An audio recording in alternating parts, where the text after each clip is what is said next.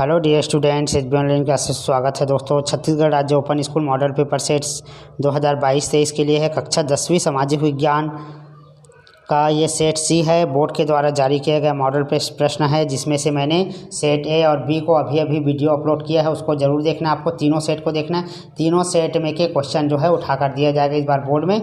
और 100% यदि आप पूरा वीडियो देखते हैं, मैं गारंटी के साथ कहता हूँ आप एक ही बार में पास होना है। यदि आपको एक ही बार में पास होना है तो पूरा वीडियो देखिए। मैं वीडियो इसलिए देखने बोल रहा हूँ क्योंकि मैंने इसको समझाया है, एक्सप्लेन भी किया है ना, आपको आसानी से याद हो जाएगा। तो सही विकल्प पर रोम किस नदी के तट पर बसा है? तो रोम जो है टाइबर नदी के तट पर बसा हुआ है। देख लीजिए, रेड कलर में आंसर है। दूसरा है फ्रांस के तीसरे स्टेट में शामिल थे, तो इसमें आम लोग शामिल थे। भारत में ब्रिटिश किस रूप में आए थे? तो ये व्यापारी के रूप में आए थे। एक जिले की जनसंख्या 3 लाख और इसका क्षेत्रफल 1000 वर्ग किलोमीटर है, तो इसका घनत्व कितना होगा? तो यहाँ पर 300 व्यक्ति प्रति वर्ग मीटर। राष्ट्रीय जनता दल में निम्न में से किस राजनीति की पार्टी है? तो बिहार की है। रिक्त स्थान की पूर्ति करे। प्रथम विश्व युद्ध कब आरंभ हुआ? 1914 में। फांसीवाद के प्रवर्तक कौन थे? मुसेलिनी। कृष्णा नदी भीमा और तुंगभद्रा की सहायक नदी है। 16वीं शताब्दी में शेर शाह सूरी के द्वारा बनाया गया सड़क मार्ग ग्रैंड ट्रंक रोड था। प्रत्येक वर्ष 26 जनवरी को गणतंत्र दिवस मनाया जाता है। तो सत्य सत्य लिखना है। पहला कथन सत्य है, दूसरा कथन असत्य है, तीसरा जो है सत्य है, चौथा भी असत्य है और पांचवा जो है सत्य है। सही उचित संबंध जोड़िए। तो आर्य प्रतिनिधि सभा जो है दबाव समूह है। जनमत निर्माण में सहायक इलेक्ट्रॉनिक मीडिया है। अजैविक घटक मिट्टी है। प्राकृतिक आपदा बाढ़ एवं सूखा है। राष्ट्रीय स्वास्थ्य कार्यक्रम उन्मूलन कार्यक्रम, तो ये यहाँ पर दिया हुआ है। मार्टिन लूथर की 2 शिक्षा लिखे जिसमें चर्च में सुधार प्रभावित हो। प्रश्न 2 है। तो मार्टिन लूथर की 2 शिक्षा। मार्टिन लूथर ने यीशु मसीह पर विश्व के माध्यम से मुक्ति के लिए वकालत की। बाइबल धार्मिक अधिकार का एकमात्र स्रोत था। बौद्ध धर्म के संस्थापक कौन थे? तो बौद्ध धर्म के संस्थापक गौतम बुद्ध थे। प्रश्न 4 है। हजरत मोहम्मद और उनके अनुयायियों को मक्का छोड़कर मदीना जाने को क्यों कहते हैं? तो हिजरत कहते हैं। ठीक है। अंग्रेजों द्वारा रेलवे के एक व्यापार नेटवर्क का भारत में किन 2 कारणों से निर्माण किया गया? तो व्यापार के लिए जो है बंदरगाहों को जोड़ने के लिए निर्माण किया गया है। ठीक है। प्रश्न 6 है। नील की खेती करने वाले किसानों में असंतोष के 2 कारण। तो नील उगाने के लिए उन्हें बहुत कम भुगतान दिया जाता था। नील की खेती लाभप्रद नहीं थी क्योंकि इसकी और खाद्यान्न फसलों की अवधि एक ही थी। भूभाग क्या होता है? तो भूभाग वह क्षेत्र है जो विशेष प्रकार की भौतिक विशेषता रखता है। प्रश्न 8 है। सड़क मार्ग के 2 लाभ लिखिए। तो सड़क मार्ग के 2 लाभ निम्नलिखित है। सड़क निर्माण में धन कम लागत में व्यय होता है। विभिन्न प्रकार के सामग्रियों की आसानी से ले जा सकते हैं। प्रश्न 9 है। शोषण के विरुद्ध अधिकार को मूल अधिकार बनाने का उद्देश्य क्या है? नोट कर लीजिए। प्रश्न 10 है। कल्याणकारी राज्य से आप क्या समझते हैं? प्रश्न 11 है। कौन से 2 तरीके जिनके माध्यम से विधायिका मंत्री परिषद पर अपना नियंत्रण रखती है? प्रश्न 12 है। संविधान में पंथ निरपेक्षता से संबंधित कौन कौन से प्रावधान हैं? संविधान के अधीन भारत एक पंथ निरपेक्ष राज्य है। ऐसा राज्य जो सभी धर्मों के प्रति तटस्थता और निष्पक्षता रखता है। संविधान में भारतीय राज्य का कोई भी धर्म घोषित नहीं किया गया है और न ही किसी खास धर्म का समर्थन किया गया है। पर्यावरण का महत्व हमारे जीवन का यह आधार होता है। हमारी सभी प्रकार की आवश्यकताओं को पूर्ण करती है। भारतीय कृषि की 3 विशेषता लिखिए। तो भारत के अधिकांश भाग में कृषि की जाती है। यह कृषि प्रधान देश है। शहरीकरण के बावजूद भी जनसंख्या का 70% भाग भी अभी पर कृषि पर निर्भर है। जिला पंचायत के 3 कार्य लिखिए। तो जिले के अंतर्गत ग्राम पंचायतों को विकसित करना, जिले में जनपद पंचायतों के बजट की जांच करना, संसद के दोनों सदन मंत्री परिषद को किस तरह नियंत्रित रखते हैं? प्रश्न 16।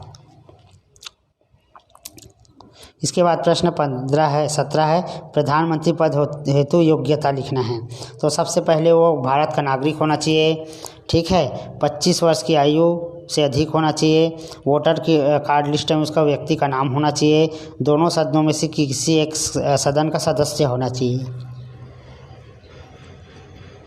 प्रश्न 18 यदि क्षेत्रीयवाद एवं उप क्षेत्रीयवाद भारतीय लोकतंत्र के अभिन्न अंग है तो इन्हें चुनौतियां क्यों माना गया है, स्पष्ट कीजिए। यद्यपि देश की विकास प्रक्रिया का उद्देश्य सभी क्षेत्र की प्रगति एवं उनका विकास करना होता है, लेकिन इसमें असंतुलन एवं असमानता दिखाई देती है। क्षेत्रीय असमानता की मौजूदगी प्रति व्यक्ति आय साक्षरता दर है। पंथ निरपेक्षता का आशय स्पष्ट कीजिए। संविधान में पंथ निरपेक्षता के कौन कौन से प्रावधान हैं। प्रश्न 12 का उत्तर है दोस्तों, प्रश्न 12 में रिपीट किया गया है, इसको देख लीजिएगा। प्रश्न 20 है साम्राज्यवाद के सकारात्मक प्रभाव क्या है।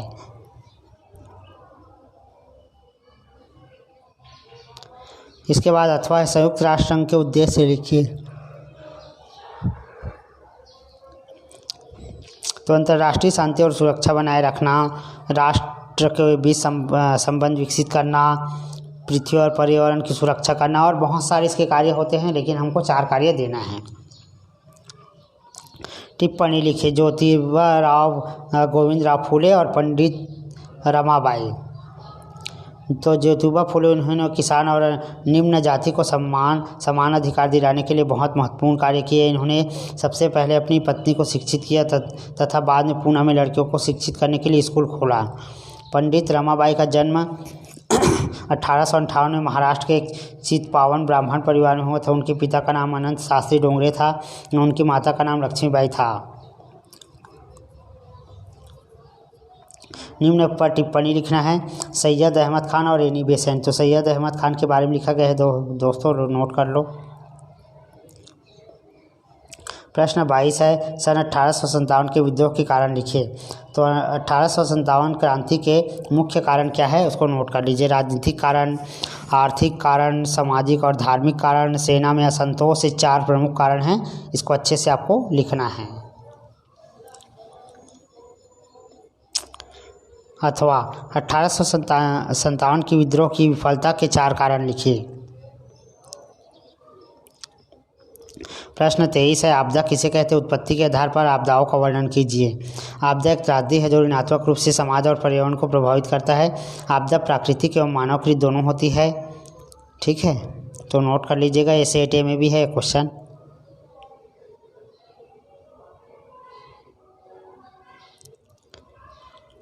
पर्यावरण प्रकृति में गतिशील है और बदलता रहता है, उदाहरण दीजिए। इसके बाद प्रश्न 24 है भारतीय कृषि की प्रमुख समस्याओं का वर्णन कीजिए।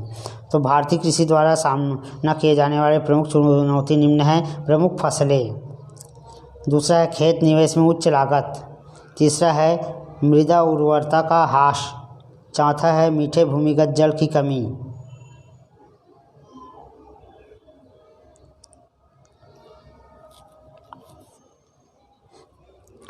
आधुनिक युग में हवाई परिवहन का महत्व लिखिए।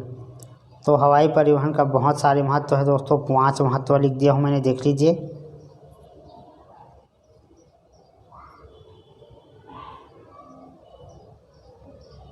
राज्य विधायिका क्या है, इसके कार्य लिखिए।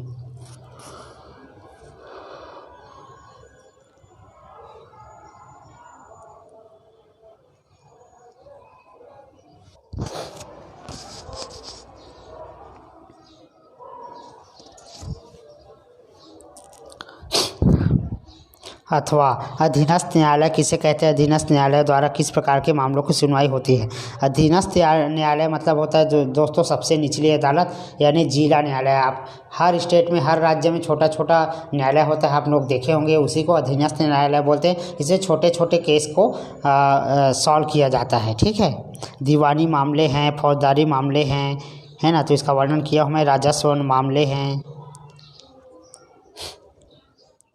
तो प्रश्न 26 है, भारत के निर्वाचन आयोग के मुख्य कार्य लिखिए।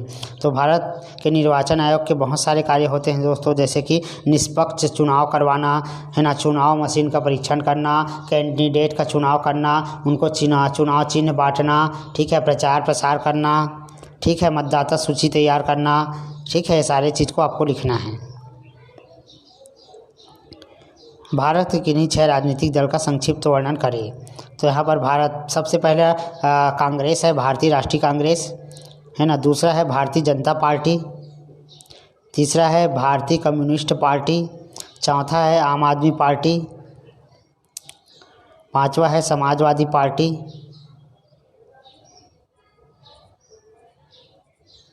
अब जैसा कि मैंने पहले बताया था कि मैंने नक्शा लास्ट सी सेट में लिख किया है करके, तो ये आपका नक्शा है दोस्तों, देख लीजिए। डल झील है, काराकोरम पर्वत श्रेणी है ना, ये छोटा कर देता हूँ, आप लोग स्क्रीनशॉट करके नोट कर सकते हैं। एक और नक्शा है, देख लीजिए आपके सामने, ये वाला नक्शा है, दोनों को आपको नोट करना है। तो इस प्रकार ABC सेट सामाजिक विज्ञान कक्षा 10वीं का समाप्त होता है।